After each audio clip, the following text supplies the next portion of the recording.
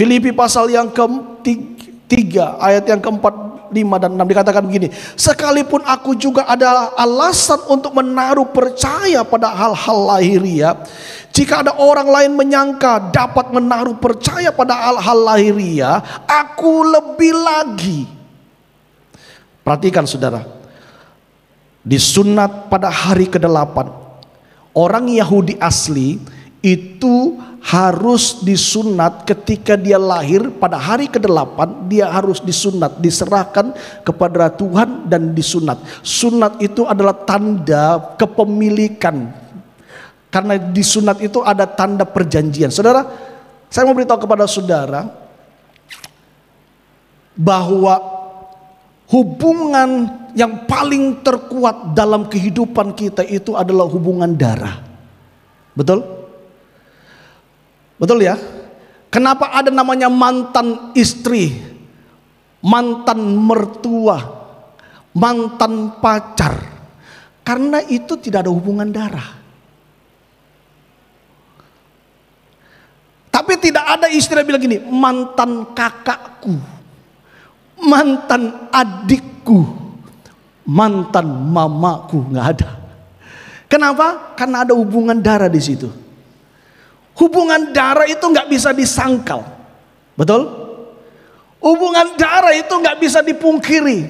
Saudara mau lari ke dunia manapun, saudara nggak suka dengan saudaramu, saudara kandungmu, saudara pergi ke planet manapun, tetap orang akan bilang si A ini saudaranya B.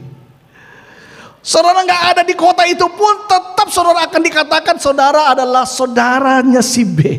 Karena apa? Ada hubungan darah, ada ikatan darah. Nah, saya mau beritahu kepada saudara satu rahasia. Kenapa pernikahan itu dikatakan pernikahan yang kudus? Karena waktu saudara menikah, di situ ada covenant ilahi. Maafkan saya bicara ini. Waktu saudara menikah, pertama kali hubungan suami istri malam pertama, kalau saudara suami istri yang benar menikah pada saat menikah, sebelum menikah belum melakukan hubungan seks. Ya. Pada waktu saudara menikah belum melakukan hubungan seks, di malam pertama itu pada umumnya wanita itu mengeluarkan percikan darah. Betul? Haleluya.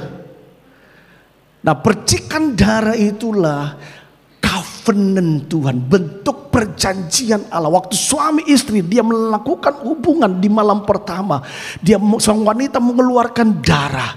Disitulah ikatan perjanjian ilahi diturunkan dalam rumah tangga saudara. Makanya Alkitab bilang begini, tidak boleh melakukan hubungan suami istri sebelum diberkati. Karena itu janji Tuhan dalam Kejadian, beranak cucunya perintah setelah mereka diberkati. Bukan beranak cucu dulu baru Tuhan berkati, tidak. Nah, banyak kita membolak-balik ini. Makanya saya ingatkan saudara yang belum menikah, jaga kekudusan saudara, terutama yang wanita-wanita. Karena waktu saudara mengeluarkan itu keperawanan saudara, disitulah covenant ilahi turun dalam hidup pernikahan saudara. Makanya harus dijaga. Ella, jaga ya, ini anak saya ini. Saya selalu ingatkan, kamu berharga. Karena wanita itu penentu. Ya, kalau pria mas, di mana kesempatan kepinginnya begitu, saudara. Ya, wanita yang harus bisa jaga. Ya, tunggu ketika berkat Tuhan turun dalam keluargamu, dalam pernikahan di gereja, disaksikan oleh keluarga besar, disaksikan oleh jemaat Tuhan, disaksikan oleh hamba Tuhan, dan disaksikan oleh Tuhan sendiri.